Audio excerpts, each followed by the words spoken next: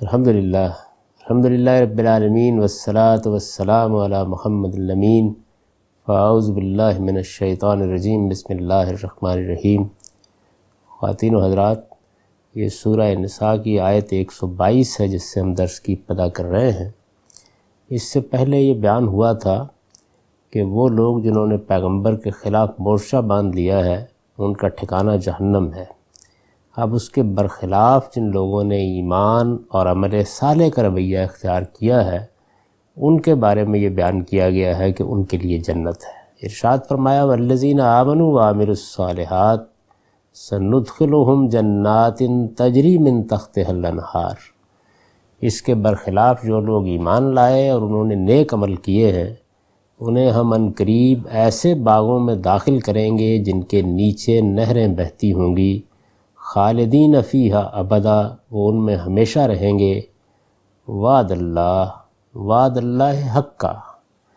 اللہ کا وعدہ سچا ہے۔ ومن اصدق من اللہ قیلا، اور اللہ سے بڑھ کر کون اپنی بات میں سچا ہو سکتا ہے۔ جنت کی یہ تعبیر جگہ جگہ اختیار کی گئی ہے۔ اس سے اہل عرب کے ذوق کو سامنے رکھ کر ایک تصویر کھینچ دی جاتی ہے کہ باغات ہیں، ان کے نیچے نہریں بہتی ہیں، اور اللہ تعالیٰ نے ان باغات کو اہل ایمان کے لیے خاص کر دیا ہے۔ جنت کی تعبیر کے دوسرے اسالیب بھی قرآن مجید نے اختیار کیے ہیں، مثال کے طور پر یہ کہ وہ ابدیت کی جگہ ہے، یا اس میں تمہارے لیے ایسی ٹھنڈک رکھی گئی ہے، آنکھوں کی ایسی ٹھنڈک کہ جس کا تم تصور نہیں کر سکتے ہو،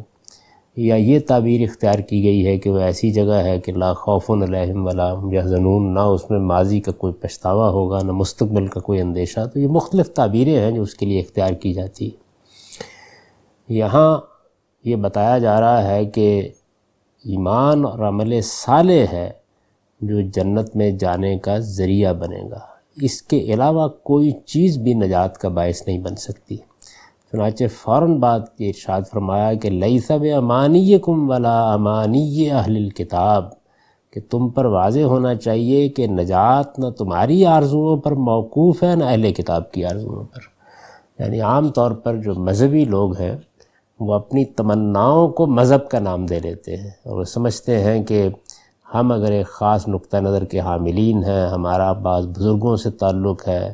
ہم نے اپنے آپ کو ایک گروہ بنا لیا ہے، تو یہی چیز ہماری نجات کا باعث بن جائے گی۔ جیسے کہ بنی اسرائیل کا نقطہ نظر جگہ جگہ بیان ہوا ہے کہ وہ یہ خیال کرتے تھے کہ جب اللہ نے ہمارا انتخاب کر لیا تو اب اس کے بعد ہم اللہ تعالیٰ کی منتخب امت کی حیثیت سے جنت میں تو لازماً چلے جائیں گے، اور پھر یہ کہتے تھے کہ ہمیں اگر آگ چھوئے گی تو بس چند دن کے لیے چھوئے گی، نہیں الا ایام معدودہ۔ تو قرآن مجید نے یہاں پھر واضح کر دیا کہ نجات نہ تمہاری آرزوؤں پر موقوف ہے نہ اہل کتاب کی آرزوؤں پر۔ من یعمل سوءا یجز بہ ولا یجد لہ من دون اللہ ولیا ولا نصیرا، اس لیے جو برائی کرے گا اس کا بدلہ پائے گا، اور اللہ کے مقابلے میں وہ اپنے لیے کوئی حامی اور مددگار نہ پا سکے گا۔ یعنی یہ جو کہا کہ کوئی حامی اور مددگار نہ پا سکے گا، تو گویا شفاعت کے جتنے عقیدے عام طور پر رائج ہو جاتے ہیں ان کی تردید کر دی۔ یہ بتا دیا کہ اللہ کا فیصلہ خالص عمل کی بنیاد پر ہوگا۔ دوسرے پہلو کو بھی واضح کر دیا، وَمَن يَعْمَلْ مِنَ الصَّالِحَاتِ مِن ذَكَرٍ أَوْ أُنثَىٰ، اور جو نیکی کرے گا خواہ مرد ہو یا عورت، اور وہ ایمان بھی رکھتا ہے، وَهُوَ مُؤْمِنٌ فَأُولَٰئِكَ يَدْخُلُونَ الْجَنَّةَ وَلَا يُظْلَمُونَ نَقِيرًا۔ تو ایسے ہی لوگ ہیں جو خدا کی جنت میں داخل ہوں گے اور ان کی ذرا بھی حق تلفی نہ ہوگی۔ تو دونوں پہلوؤں کو واضح کر دیا کہ نیکی اور برائی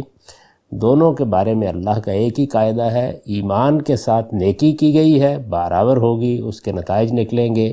اللہ تعالیٰ ان کو جنت میں داخل کرے گا، اور جنت در حقیقت انہی کے لیے خاص کی گئی ہے۔ اور جس نے برائی کا ارتکاب کیا ہے اور وہ یہ سمجھتا ہے کہ میری آرزوئیں مجھے جنت میں لے جائیں گی، تو وہ اپنی یہ غلط فہمی دور کر لے۔ اللہ کے ہاں اگر برائی کا ارتکاب کیا گیا ہے تو اس کا بدلہ پائے گا، اور اللہ کے مقابلے میں اگر یہ خیال ہے کہ کوئی حامی، کوئی مددگار، کوئی شرکاء، کوئی شفاء کام آ جائیں گے تو کوئی بھی کام نہیں آئے گا۔ یہ بات واضح کر دی۔ وَمَنْ أَحْسَنُ دِينًا مِمَّنْ أَسْلَمَ وَجْهَهُ لِلَّهِ وَهُوَ مُحْسِنٌ واتبع ملت ابراہیم حنیفا واتخذ اللہ ابراہیم خلیلا۔ ایمان والوں کے مقابلے میں یہ منافق مشرکوں کو ترجیح دیتے ہیں۔ انہی کا بیان ہو رہا ہے، انہی کے بارے میں پیچھے یہ بیان ہوا تھا کہ انہوں نے رسول کے مقابلے میں کھڑے ہونے کا فیصلہ کر لیا ہے۔ تو اب یہ فرمایا کہ یہ اس پستی میں اتر گئے ہیں کہ یہ ایمان والوں کے مقابلے میں مشرکوں کو ترجیح دیتے ہیں دوستی کے لیے، تعلقات کے لیے، اور نہیں سمجھتے کہ من احسن دینا ممن اسلم وجہہ للہ، اس شخص سے بہتر کس کا دین ہو سکتا ہے جو اپنے آپ کو اللہ کے حوالے کر دے اور اچھے طریقے سے عمل کرنے والا ہو، وہو محسن۔ تو یہ بتا دیا کہ دین کا معیار تو یہ چیز ہونی چاہیے، یعنی دین کا معیار کوئی گروہی عصبیت نہیں ہو سکتی، اس کا معیار یہ ہونا چاہیے کہ کس نے اپنے آپ کو خدا کے حوالے کیا ہے۔ اسلام نام ہے اپنے آپ کو خدا کے حوالے کر دینے کا، تو خدا کے حوالے جس نے کیا ہے اور پھر وہ اچھا عمل بھی کر رہا ہے اور اچھے طریقے سے کر رہا ہے، تو یہ معیار ہے جس پر دیکھنا چاہیے کہ کون صحیح ہے اور کون غلط۔ یہ اگر مشرکوں کو اپنا دوست بنا رہے ہیں تو انہوں نے کیا معیار قائم کیا ہے، یعنی وہ کیا چیز ہے؟ مشرکین تو اپنے آپ کو بتوں کے حوالے کیے ہوئے ہیں، انہوں نے تو اپنے آپ کو اللہ کے سامنے سرفگندہ نہیں کیا، بلکہ جو شرکاء شفاء بنا رکھے ہوئے ہیں ان کے ساتھ اپنی ساری امیدیں وابستہ کر رکھی ہیں۔ تو وہ معیار کیا ہے جس کی بنیاد پر انہوں نے فیصلہ کیا ہے کہ یہ کس کو پسند کریں گے، کس سے دوستی رکھیں گے، کس سے تعلق قائم کریں گے؟ معیار تو یہ ہونا چاہیے۔ تو یہ معیار چونکہ ایک بالکل مانا ہوا معیار تھا، تورات میں بھی یہی تھا، انجیل میں بھی یہی تھا، تو اس کو دہرایا ہے اور یہ کہا ہے کہ یہ کتنے تعجب کی بات ہے کہ ایمان والوں کے مقابلے میں یہ منافق مشرکوں کو ترجیح دیتے ہیں اور نہیں سمجھتے کہ اس شخص سے بہتر کس کا دین ہو سکتا ہے۔ من احسن دینا ممن اسلم وجہہ للہ، جو اپنے آپ کو اللہ کے حوالے کر دے، وہ ہوا محسن، اور وہ اچھے طریقے سے عمل کرنے والا ہو۔ اور پھر مزید وضاحت کر دی واتبع ملت ابراہیم حنیفا، اور اگر اس نے کسی کی پیروی کرنی ہے تو ابراہیم کے طریقے کی پیروی کرے جو بالکل یکسو تھا۔ یعنی یہ جو کچھ بعد میں تم بیان کر رہے ہو یہ تو تمہاری اختراعات ہیں۔ اگر تم سب اپنے آپ کو سیدنا ابراہیم علیہ السلام سے وابستہ کرتے ہو تو ابراہیم تو توحید کے معاملے میں اس عالم کی سب سے یکسو ہستی تھی، تو پھر ان کی پیروی کرو اگر کرنی ہے۔ واتخذ اللہ ابراہیم خلیلا، فرمایا یہی سبب ہے کہ ابراہیم کو اللہ نے اپنا دوست بنایا تھا۔ یعنی ابراہیم کو اگر اللہ نے اپنا دوست بنایا تھا، اب اس میں تعریض کی ہے ان لوگوں کے اوپر کہ ابراہیم کو دوست اس لیے بنایا تھا کہ اس نے اپنے آپ کو اللہ کے حوالے کر دیا تھا، اچھا عمل اختیار کیا تھا، اور وہ توحید کے معاملے میں یکسو تھا۔ تم دوستی کا دعویٰ کس بنیاد پر کرتے ہو؟ اصل دین یہ ہے، ابراہیم اسی کے پیرو تھے، اللہ تعالیٰ نے ان کو اپنا دوست بنایا تو اسی وجہ سے بنایا کہ ہر چیز سے الگ ہو کر انہوں نے اپنے آپ کو اللہ کے حوالے کر دیا تھا۔ مسلمان، یہ گویا قرآن مجید نے معیار سامنے رکھا، اسی امام توحید کی پیروی کر رہے ہیں۔ یعنی مسلمانوں نے اگر کسی کو امام بنایا ہے تو وہ ابراہیم ہے۔ اس کے برخلاف ان مشرکوں کا حال یہ ہے کہ ابراہیم کے طریقے کو چھوڑ کر انہوں نے ابلیس کی پیروی اختیار کر لی ہے۔ تو اب تم فیصلہ کرو کہ تم کس کو دوست بنا رہے ہیں، کیونکہ یہ منافقین اب مشرکوں کے ساتھ پینگیں بڑھا رہے ہیں اور ان سے تعلقات قائم کر رہے ہیں اور اندر سے ان کے ساتھ ملے ہوئے ہیں۔ تو اس پر تبصرہ کرتے ہوئے ان کے سامنے وہ معیار رکھا ہے کہ اگر تم صحیح راستے کو دریافت کرنا چاہتے ہو تو یہ تو کوئی ایسی چیز نہیں جس میں کوئی اشتباہ ہو، یعنی ہر طرف سے یکسو ہو کر توحید کو حقیقت دین سمجھ کر جو اپنے آپ کو اللہ کے حوالے کر دے وہی صحیح راستے پر ہے۔ اور اگر کسی کو معیار بنا کے شخصیت کے لحاظ سے دیکھنا ہے تو پھر سب گروہوں کے نزدیک جو ہستی متفق علیہ ہے وہ سیدنا ابراہیم کی ہے، پھر ان کی پیروی کی بنیاد پر بات کرنی چاہیے۔ اور اللہ تعالیٰ نے اگر ابراہیم کو یہ غیر معمولی مقام دیا ہے تو اس توحید ہی پر عمل کرنے کی وجہ سے اور ماننے کی وجہ سے دیا ہے، تو اب کوئی اور معیار تو نہیں ہو سکتا کہ جس کی بنیاد پر تمہارے بارے میں وہ فیصلہ کر دے گا، اس کا قائم کردہ معیار یہ ہے۔ اب جو یہ بات کہی کہ اپنے آپ کو اللہ کے حوالے کر دے یہی اصل دین ہے، تو فرمایا کہ اللہ کے سوا کون اس کا حقدار ہو سکتا ہے کہ اپنے آپ کو اس کے حوالے کیا جائے؟ کیوں؟ اس لیے کہ وَلِلَّهِ مَا فِي السَّمَاوَاتِ وَمَا فِي الْأَرْضِ، زمین و آسمان میں جو کچھ ہے اللہ کا ہے۔ وَكَانَ اللَّهُ بِكُلِّ شَيْءٍ مُحِيطًا، اور اللہ ہر چیز کا احاطہ کیے ہوئے، یعنی اللہ ہی ہے جو اس کا حقدار ہو سکتا ہے۔ کوئی شریک، کوئی شفیع جس کو تم بڑی اہمیت دیتے ہو اور بڑا مقام دے رہے ہو، زمین و آسمان میں کیا ہے جو اس کا ہے۔ چنانچہ جب اللہ تعالیٰ یہ بیان کرتے ہیں کہ توحید کیا ہے اور شرک کیا ہے، تو اس کو ڈیفائن اس طریقے سے کر دیتے ہیں کہ کسی کو اللہ کی ذات سے مانا جائے یا اللہ کو اس کی ذات سے مانا جائے تو یہ شرک ہے، کسی کو اللہ کی تخلیق میں شریک کیا جائے تو یہ شرک ہے اور کسی کو شریک بنانا ہے، کسی کو اس عالم کے نظم میں چلانے میں شریک مانا جائے تو یہ شرک ہے۔ اور یہ چیز جو ہے یہ اللہ تعالیٰ کے یہاں کسی طرح بھی قابل قبول نہیں ہے۔ زمین و آسمان کی بادشاہی بھی اس کی ہے، اس کا نظم بھی وہی چلا رہا ہے۔ الا لہ الخلق والامر وکان اللہ بکل شیء محیطا، اور کوئی چیز ایسی نہیں کہ جو اللہ کے احاطے سے باہر ہو۔ یہ آیت 126 ہے جس پر یہ سورہ اپنے مضمون کے لحاظ سے ختم ہو جاتی ہے۔ یعنی اگرچہ سورہ آگے چل رہی ہے لیکن اپنے مضمون کے لحاظ سے یہاں سورہ اصلاً ختم ہو گئی ہے۔ اس کے بعد سوالات ہیں جن کا جواب دیا گیا ہے۔ یعنی یوں سمجھ لیجئے کہ جیسے ہم کوئی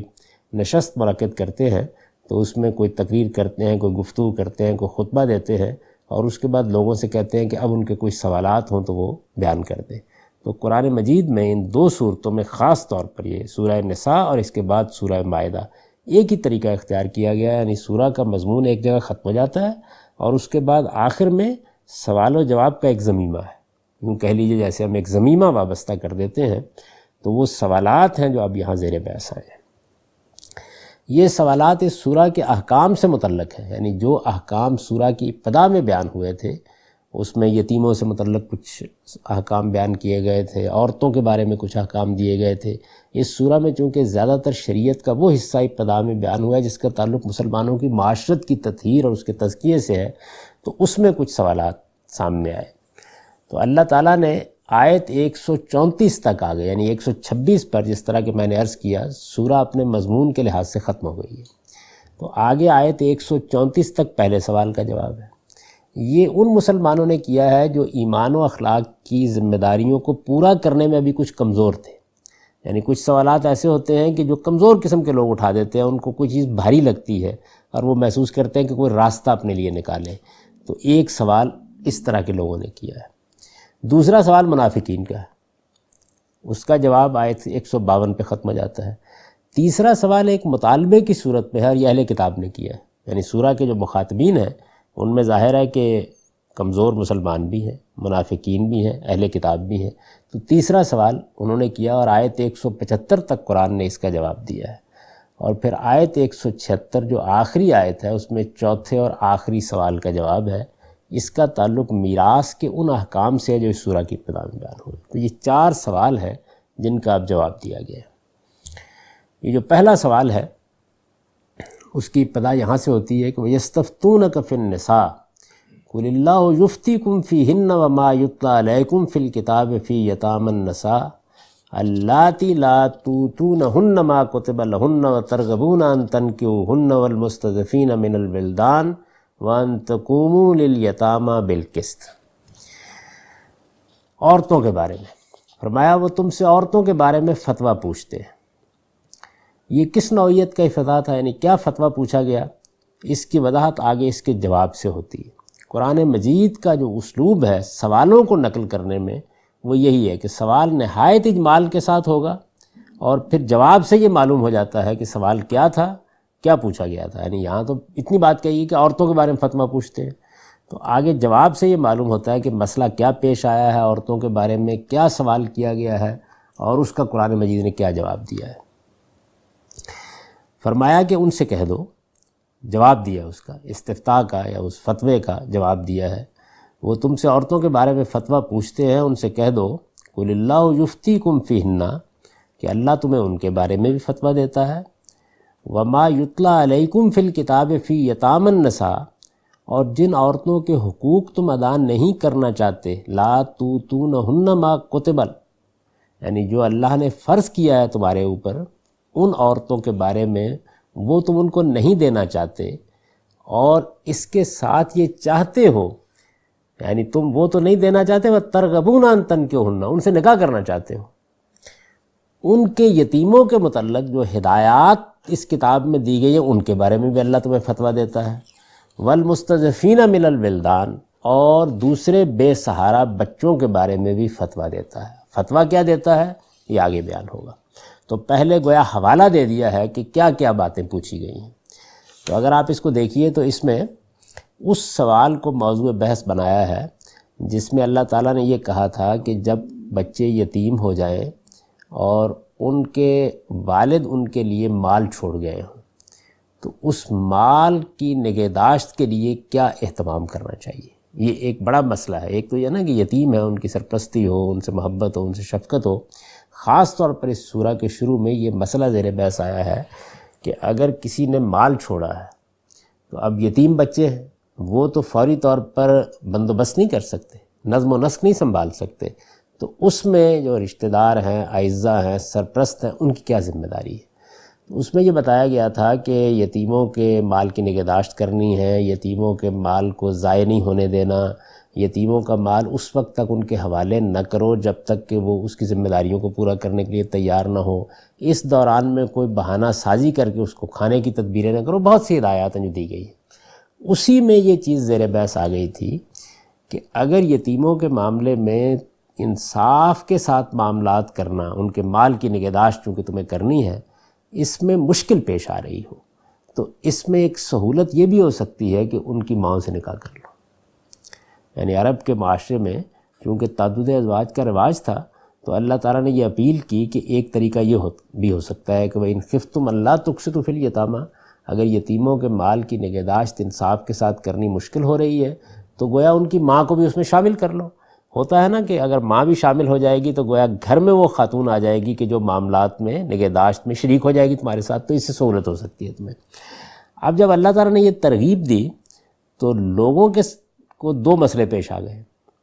ایک مسئلہ یہ پیش آیا کہ قرآن مجید یہ کہہ رہا تھا کہ تمہیں جس عورت سے بھی نکاح کرنا ہو اس کے نان و نفقے کی ذمہ داری تو اٹھانی ہے، اس کو مہر بھی ادا کرنا ہوگا، ایک ٹوکن کے طور پر، جیسے اب بھی ہے، ایک علامت ہے اس بات کی کہ نان و نفقے کی ذمہ داری اٹھا لیے۔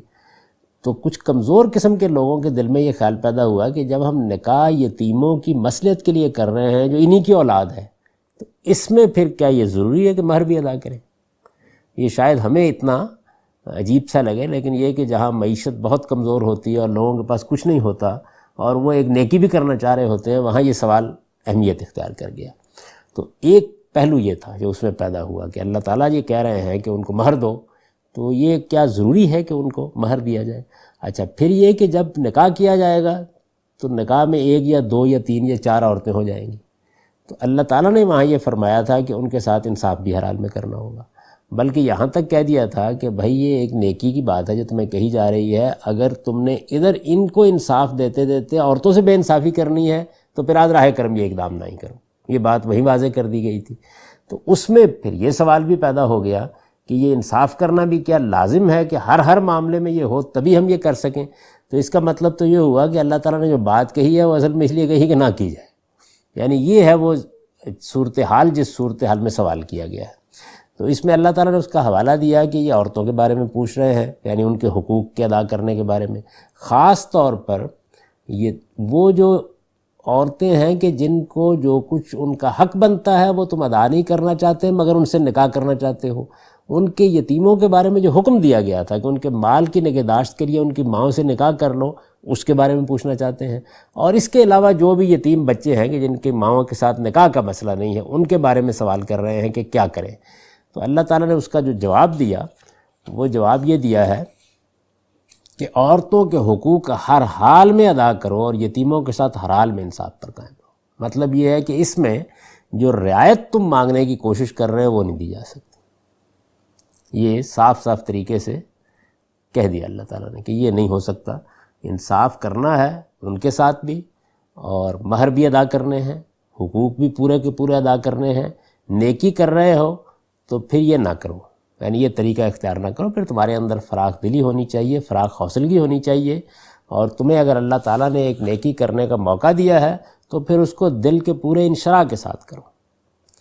یعنی یہ کوئی طریقہ نہیں ہے، بہت یعنی تنبیہ کا جملہ ہے کہ نکاح کرنا تو چاہتے ہو لیکن یہ کہ ان کے حقوق ادا کرنے کے لیے تیار نہیں ہو، اللہ اس کو قبول کرنے کے لیے تیار نہیں، اور یتیموں کی بہبود جیسے مسئلے میں بھی قبول کرنے کے لیے تیار نہیں ہے۔ اس وجہ سے ہر حال میں یہ کام تمہیں کرنا ہوگا۔ تو پہلی بات تو یہ کہی ہے، اور یہ کہا کہ تمہارے اندر بھلائی کا جذبہ ہونا چاہیے. ما تفعلوا من خیر فإن اللہ کان بہ علیما. یاد رکھو اس کے علاوہ بھی جو بھلائی تم کرو گے وہ اللہ کے علم میں رہے گی، یعنی اللہ کے علم میں رہے گی تو اس کا اجر بھی تمہیں ملے گا. تو اس میں زبان کا ایک مسئلہ یہ ہے کہ وَأَن تَقُومُوا لِلْيَتَامَىٰ بِالْقِسْطِ سے پہلے اس کا جو معطوف علیہ ہے وہ ایک جملہ عربی قاعدے کے مطابق حذف ہو گیا ہے. اس کی وجہ سے اس آیت کو سمجھنے میں لوگوں کو مشکل پیش آئی ہے. تو اس کا ترجمہ جس طرح کرنا چاہیے اس کو ذرا سن لیجئے، اس سے بالکل واضح ہو جاتا ہے. یعنی کہا گیا ہے کہ وہ تم سے عورتوں کے بارے میں فتویٰ پوچھتے ہیں، ان سے کہہ دو کہ اللہ تمہیں ان کے بارے میں فتویٰ دیتا ہے، اور جن عورتوں کے حقوق تم ادا نہیں کرنا چاہتے مگر ان سے نکاح کرنا چاہتے ہو، ان کے یتیموں سے متعلق جو ہدایات اس کتاب میں دی جا رہی ہیں ان کے بارے میں، اور دوسرے بے سہارا بچوں کے بارے میں فتویٰ دیتا ہے. یہ جملہ حذف کر دیا کہ عورتوں کے حقوق ہر حال میں ادا کرو، اور پھر اس پر عطف کر دیا اور یتیموں کے ساتھ ہر حال میں انصاف پر قائم رہو. تو یہ عربی زبان کے عام اسلوب کے مطابق ہے. یہ بات ہے جو اللہ تعالیٰ نے یہاں فرمائی، یعنی یہ بات واضح کر دی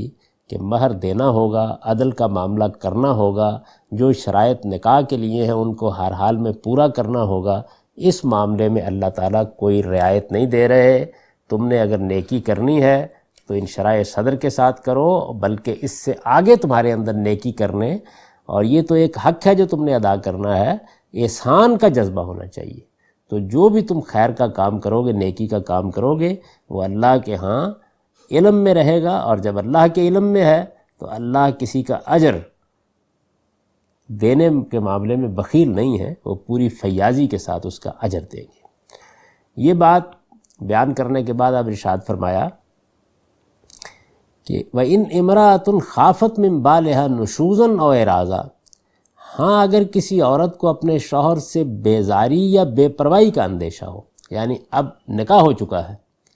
اور نکاح ہو گیا، نکاح ہونے کے بعد اب یہ معلوم ہو رہا ہے کہ حقوق کا مطالبہ کرنا بیزاری اور بے پرواہی کا باعث بن رہا ہے. یعنی ایک صورت تو یہ ہے کہ نکاح کرتے وقت آپ پوچھ رہے تھے تو اس میں تو بہت واضح طریقے پر بتا دیا کہ نہیں حقوق ادا کرو. نکاح کر لیا ہوا ہے، جب اللہ تعالیٰ نے یہ معاملہ کیا تو ظاہر ہے کچھ لوگوں نے نکاح کر لیے ہوں گے. تو فرمایا کہ اگر اب کسی عورت کو اپنے شوہر سے بیزاری یا بے پرواہی کا اندیشہ ہو، نشوزن او اعراضا دو لفظ استعمال کیے ہیں. یہ نشوز کا جو لفظ ہے یہ اگر مرد کی طرف سے ہو تو اس کا مطلب یہ ہے کہ وہ بیوی کو بیوی سمجھ کر اس سے معاملہ کرنے سے انکار کر رہا ہے. یعنی اگر یہ مرد کی طرف سے نہ ہو بلکہ عورت کی طرف سے ہو تو پھر تو مطلب ہوتا ہے کہ سرکشی عورت نے اختیار کر لی ہے، اس نے شوہر کو شوہر ماننے سے انکار کر دیا ہے. وہ شادی میں ہے لیکن اس کو شادی نہیں سمجھ رہی، تو پھر یہ اس معنی میں آتا ہے جس طرح کہ اس سے پہلے ایک سورہ میں آیا ہے. یہاں پر یہ عورت کے حوالے سے آیا، تو عورت کے حوالے سے اگر یہ ہو تو پھر اس کا مطلب یہ ہوتا ہے کہ مرد نے اس کو بیوی سمجھ کر اس سے معاملہ کرنے سے انکار کر دیا ہے، وہ اس کے حقوق ادا کرنے کے لیے تیار نہیں ہے. اور اعراض کا مطلب یہ ہے کہ بے پرواہی کر رہا ہے، مطلب یہ ہے کہ وہ اس سے اب بے نیاز ہو چکا، اسے ایسا لگتا ہے کہ ضرورت نہیں رہی اس عورت کی. اگر یہ صورت کسی شادی میں پیدا ہو گئی ہے، اور یہ ظاہر ہے کہ اسی سیاق میں ہے کہ کسی یتیم کی ماں سے شادی کر لی ہے، لیکن اب اس کے بعد جب اس نے حقوق کا مطالبہ کیا، اس لیے کہ پہلے مرحلے میں تو ضرورت تھی اس کی، بیوی بنی ہے تو حقوق کا مطالبہ بھی کرے گی. تو اگر کسی عورت کو اپنے شوہر سے بیزاری یا بے پرواہی کا اندیشہ ہو تو فرمایا فلا جناح علیہما ان یصلحا بینہما صلحا. وہ جو اوپر فرمایا تھا نا کہ ان کا مہر دینا ہوگا، ان کو عدل کے ساتھ رکھنا ہوگا، یہ سب معاملات کرنے ہوں گے. تو فرمایا کہ اگر کسی نکاح میں کوئی عورت آ چکی ہے اور اب یہ معلوم ہوتا ہے کہ اگر میں نے بہت مطالبات اپنے کیے تو اس کے نتیجے میں شوہر یا تو بیزاری پر اتر آئے گا یا بے پرواہ ہو کے رہ جائے گا، تو میں معلق ہو جاؤں گی، تو اس میں وہ خاتون اگر کوئی سمجھوتا کر لے اس میں کوئی حرج نہیں. یعنی اب چونکہ گھر بن چکا ہے تو اب اس کو برباد ہونے سے بچانا چاہیے. فلا جناح علیہما ان یصلحا بینہما صلحا، یعنی اس میں کوئی حرج نہیں کہ دونوں آپس میں کوئی سمجھوتا کر لیں. فرمایا کہ وصلو خیر، اس لیے کہ سمجھوتا بہتر ہے. یعنی یہ عورت کو نصیحت فرمائی ہے کہ اگر اسے اندیشہ ہو کہ بیویوں میں برابری کے حقوق پر اصرار کے نتیجے میں، یہی حکم دیا گیا تھا نا پیچھے، مرد اس سے بے پرواہی برتے گا یا پیچھا چھڑانے کی کوشش کرے گا، تو اس میں حرج نہیں کہ دونوں مل کر آپس میں کوئی سمجھوتا کر لیں. یعنی عورت اپنے حق مہر، عدل، نان نفقے کے معاملے میں ایسی رعایتیں شوہر کو دے دے کہ قطع تعلق کا اندیشہ رفع ہو جائے۔ اب عورت کو ترغیب دی ہے، یعنی جب نکاح ہونے والا ہے تو اس وقت تو یہ کہا ہے کہ تم ہر حال میں حقوق ادا کرو، یہ کوئی طریقہ نہیں ہے۔ لیکن جس وقت ہو گیا ہے اور اب ظاہر ہے کہ اس کا شدید اندیشہ ہے کہ آدمی کہتا ہے کہ اچھا ایسا ہی اصرار کیا جا رہا ہے تو میں ویسے ہی چھوڑ دیتا ہوں، تو اب گھر برباد ہوگا۔ تو فرمایا کہ اب کوئی خاتون اگر اس معاملے میں صلح اور سمجھوتے کا طریقہ اختیار کر لیتی ہے، کیونکہ میاں بیوی کا رشتہ قائم ہو جائے تو پھر فریقین کی فلاح اسی میں ہے کہ یہ قائم رہے، یعنی اگرچہ اس کے لیے ایک دوسرے کو ایثار کرنا پڑے۔ تو حرص طباع کی عام بیماری ہے جو باہمی تعلقات پر اثر انداز ہوتی ہے، اس کا علاج یہی ہے کہ یا تو دونوں فریق ایثار پر آمادہ ہوں، اور اگر ایک فریق کا مرض لا علاج ہے تو دوسرا قربانی پر آمادہ ہو جائے۔ تو رشتہ نکاح کو برقرار رکھنے کے لیے اگر عورت کو بھی قربانی دینی پڑے تو بہتری اس کے برقرار رہنے ہی میں ہے۔ چنانچہ تبصرہ کیا ہے کہ وہ حضرت الانفس الشح، کہ یہ تو تم جانتے ہو کہ حرص لوگوں کی سرشت میں ہے، یعنی یہ مال کی حرص ایسی چیز ہے کہ جس میں آدمی بعض اوقات حدود سے تجاوز کر جاتا ہے۔ پھر ترغیب دی وَإِن تُحْسِنُوا وَتَتَّقُوا فَإِنَّ اللَّهَ كَانَ بِمَا تَعْمَلُونَ خَبِيرًا، لیکن حسن سلوک سے پیش آؤ گے اور تقوی اختیار کرو گے تو جو کچھ تم کرو گے اللہ اسے جانتا ہے۔ یعنی پھر ایک مرتبہ ترغیب دی ہے کہ اگر تم یہ طریقہ اختیار کرو گے، یا مرد کو پھر ابھارا ہے کہ ایثار، قربانی، احسان، تقوی، یہ میدان تمہارے شائن شان ہے، اپنی فتوت اور مردانگی کی لاج رکھو اور اس سے لینے والا بننے کے بجائے اس کو دینے والا بنو، اللہ ہر ایک کے عمل سے باخبر ہے۔ یعنی اس میں پھر ترغیب دی ہے، دونوں کو کہا ہے کہ اگر تو عورت یہ محسوس کرتی ہے کہ گھر بچ سکتا ہے، میں اپنے کچھ حقوق چھوڑ دیتی ہوں، تو وہ صلح کر لے اس طریقے سے، اور اگر مرد ذرا آگے بڑھے اور حرص سے اپنے آپ کو بلند کر لے اور حسن سلوک کا رویہ اختیار کرے اور اللہ کا تقوی اختیار کرے اور اس طرح پیچھا چھڑانے کی کوشش نہ کرے تو اللہ تعالیٰ اس کو بھی اجر دے گا۔ تو دونوں کو گویا یہ بتایا ہے کہ اب گھر بن گیا ہے تو اس میں یہ طریقہ ہو سکتا ہے جو تم اختیار کر سکتے ہو۔ اب اس کا وہ دوسرا پہلو لے لیا جس میں یہ بیان کیا گیا ہے کہ بیویوں میں اگر انصاف کرنا ہو جس کا حکم دیا گیا ہے تو اس کی حدود کیا ہے۔ یہ بھی ایک مسئلہ تھا اور یہ بھی انہی لوگوں کو پیش آ رہا تھا جو یہ سمجھ رہے تھے کہ ٹھیک ہے ہم شادی تو کرنے کے لیے تیار ہیں، لیکن اللہ تعالیٰ تو یہ کہتے ہیں کہ اگر انصاف نہیں کرو گے بیویوں کے مابین، یعنی اگر یتیموں کا حق ادا کرتے کرتے شادی کر رہے ہو اور شادی کرنے کے بعد جو بیویاں ہیں ان کے مابین بے انصافی کرتے ہو، تو گویا ایک بے انصافی سے بچنے کے لیے دوسری بے انصافی کر لی، تو اس کو اللہ تعالیٰ نے پسند نہیں فرمایا تھا اور کہہ دیا تھا کہ نہیں، پھر یہ زیادہ اچھا ہے کہ تم شادی نہیں کرو، اور جس طرح یتیموں کے معاملے کی نگہداشت کر سکتے ہو اس کے لیے کوئی دوسرا ہی طریقہ اختیار کرو، یہ بتا دیا تھا۔ یہ پیچھے یہ توجہ بھی دلا دی کہ انسان کے اندر حرص بہرحال پائی جاتی ہے، یعنی یہ جو حرص ہے یہ مال کے معاملات میں یا دوسرے معاملات میں بھی عورت کو بھی کسی نہ کسی حد تک آگے بڑھنے کا باعث بنتی ہے، اور مرد کے لیے بھی بعض اوقات غلط اقدامات کا باعث بنتی ہے۔ اس کے لیے شح کا لفظ استعمال کیا ہے، اس کا ترجمہ بخل سے بھی کر سکتے ہیں اور حرص سے بھی کر سکتے ہیں۔ بخل تو یہ ہوتا ہے کہ آدمی ادائے حقوق میں تنگ دلی برتے، یہ چیز ہر حال میں مذموم ہے، لیکن حرص اچھی چیز کی بھی ہو سکتی ہے، بری کی بھی، تو حد کے اندر بھی ہو سکتی ہے، حد کے باہر کی۔ اس وجہ سے اس کا اچھا اور برا ہونا ایک اضافی معاملہ ہے۔ اپنے اچھے پہلو کے اعتبار سے یہ انسانی فطرت کے اندر اپنی ایک جگہ رکھتی ہے، لیکن اکثر طباع پر اس کا غلبہ ہو جاتا ہے کہ یہ بیماری بن کے رہ جاتی ہے، تو اس کو تعبیر کیا تھا کہ لوگوں کی سرشت میں گویا ایک طرح سے حرص ڈالی ہوئی ہے۔ تو یہاں یہ بتایا کہ اگر تم اس سے بلند ہو جاتے ہو اور اپنے آپ کو اللہ تعالیٰ کے سامنے جواب دہ سمجھ کر معاملہ کرتے ہو تو ویسے ہی ٹھیک ہو جائے گا، لیکن یہ جو تقاضا تم سے کیا گیا ہے کہ تم عدل کرو تو اس کے حدود سمجھ لو۔ وَلَن تَسْتَطِيعُوا أَن تَعْدِلُوا بَيْنَ النِّسَاءِ وَلَوْ حَرَصْتُمْ، بیویوں کے درمیان پورا انصاف تو اگر تم چاہو تب بھی نہیں کر سکتے، یعنی یہ ایک مشکل کام ہے، آسان نہیں ہے۔ وَلَوْ حَرَصْتُمْ، فرمایا فَلَا تَمِيلُوا كُلَّ الْمَيْلِ فَتَذَرُوهَا كَالْمُعَلَّقَةِ، یہ عورتیں جن کے بچوں کی بہبود کے لیے شادی کی گئی ہے، ان کے معاملے میں اتنا کافی ہے کہ کسی ایک بیوی کی طرف اتنے نہ جھک جاؤ کہ دوسری ادھر میں لٹکتی رہ جائے۔ مطلب یہ کہ اس کو بیوی ہی بنا کر رکھو جس طرح کی بیوی بنا کے رکھنا ہے، اور وہ چیزیں اختیار کرو کہ جن کا تعلق عمومی انصاف سے ہے، دل کا میلان پورا کا پورا ہر ایک کے ساتھ یکساں ہو جائے، یہ مطالبہ اللہ تعالیٰ نہیں کر رہے۔ تو یہ بتا دیا کہ عدل سے مراد کیا ہے، یعنی مطلب یہ ہے کہ جو ظاہری معاملات ہیں ان کے اندر کوئی عدم توازن نہیں ہونا چاہیے۔ وَإِن تُصْلِحُوا وَتَتَّقُوا فَإِنَّ اللَّهَ كَانَ غَفُورًا رَحِيمًا، اور فرمایا کہ اگر اپنے آپ کو درست کرتے رہو گے اور اللہ سے ڈرتے رہو گے تو اللہ بخشنے والا ہے، اس کی شفقت ہمیشہ کے لیے۔ اس سے واضح ہو گیا کہ بیویوں کے درمیان جس عدل کا تقاضا قرآن نے کیا ہے، اس کا مطلب یہ نہیں ہے کہ ظاہر کے برتاؤ اور دل کے لگاؤ میں کسی پہلو سے کوئی فرق باقی نہ رہے۔ اس طرح کا عدل کسی کی طاقت میں نہیں ہے، اور کوئی شخص یہ کرنا بھی چاہے تو نہیں کر سکتا۔ دل کے میلان پر آدمی کو اختیار بھی نہیں ہوتا، لہذا قرآن کا تقاضا صرف یہ ہے کہ شوہر ایک بیوی کی طرف اس طرح نہ جھک جائے کہ دوسری بالکل معلق ہو کر رہ جائے، گویا اس کا کوئی شوہر ہی نہیں۔ اپنی طرف سے توازن قائم رکھنے کی کوشش کرو۔ اگر کوئی حق تلفی یا کوتاہی ہو جائے تو فوراً تلافی کر کے اپنے رویے کی اصلاح کر لو، اللہ سے ڈرتے رہو۔ تمہاری اس کوشش کے باوجود اگر کوئی فروگزاشت ہو جاتی ہے تو اللہ بخشنے والا ہے، اس کی رحمت ہر چیز کا احاطہ کیے ہوئے ہے۔ تو ارشاد فرمایا کہ اللہ بخشنے والا ہے، اس کی شفقت ابدی ہے۔ وَإِن يَتَفَرَّقَا يُغْنِ اللَّهُ كُلًّا مِّن سَعَتِهِ، اور اگر میاں بیوی دونوں الگ ہی ہو جائیں گے تو اللہ ان میں سے ہر ایک کو اپنی وسعت سے بے نیاز کر دے گا۔ وَكَانَ اللَّهُ وَاسِعًا حَكِيمًا، اللہ بڑی وسعت رکھنے والا اور بڑی حکمت والا ہے۔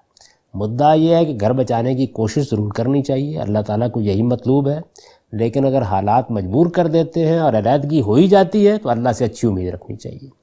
وہی رزق دینے والا ہے، مصیبتوں اور تکلیفوں میں اپنے بندوں کا ہاتھ بھی وہی پکڑتا ہے۔ میاں اور بیوی دونوں کو اپنی عنایت سے مستغنی کر دے گا۔ یعنی مطلب یہ ہے کہ اس رشتے کو قائم رکھنے کے لیے میاں بیوی دونوں سے ایثار اور کوشش تو مطلوب ہے، لیکن یہ غیرت اور خودداری کی حفاظت کے ساتھ مطلوب ہے۔ میاں اور بیوی میں سے کسی کے لیے بھی جس طرح اکڑنا جائز نہیں ہے، اسی طرح ایک خاص حد سے زیادہ دبنا بھی جائز نہیں ہے۔ دونوں باتیں واضح کر دی ہیں۔ اگرچہ الفاظ میں تو ایک عمومیت ہے، لیکن سیاق کلام بتا رہا ہے کہ اس میں خاص طور پر عورتوں کی حوصلہ افزائی کی ہے کہ وہ حتی الامکان نبھانے کی کوشش تو کریں، مسالت کے لیے ایثار بھی کریں، لیکن حوصلہ رکھیں کہ اگر کوشش کے باوجود نباہ کی صورت نہ پیدا ہوئی تو رزاق اللہ تعالیٰ ہے، وہ کوئی اور اسباب پیدا کر دے گا۔ اس طرح گویا قرآن مجید نے یہ بتا دیا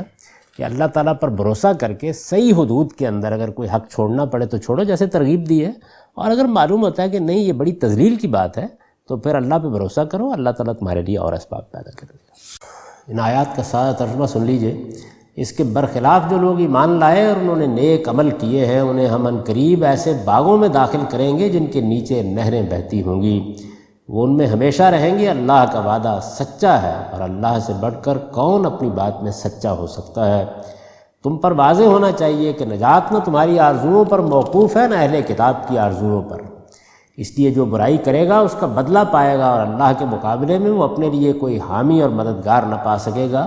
اور جو نیکی کرے گا، خواہ مرد ہو یا عورت، اور وہ ایمان بھی رکھتا ہے، تو ایسے ہی لوگ ہیں جو خدا کی جنت میں داخل ہوں گے اور ان کی ذرا بھی حق تلفی نہ ہوگی۔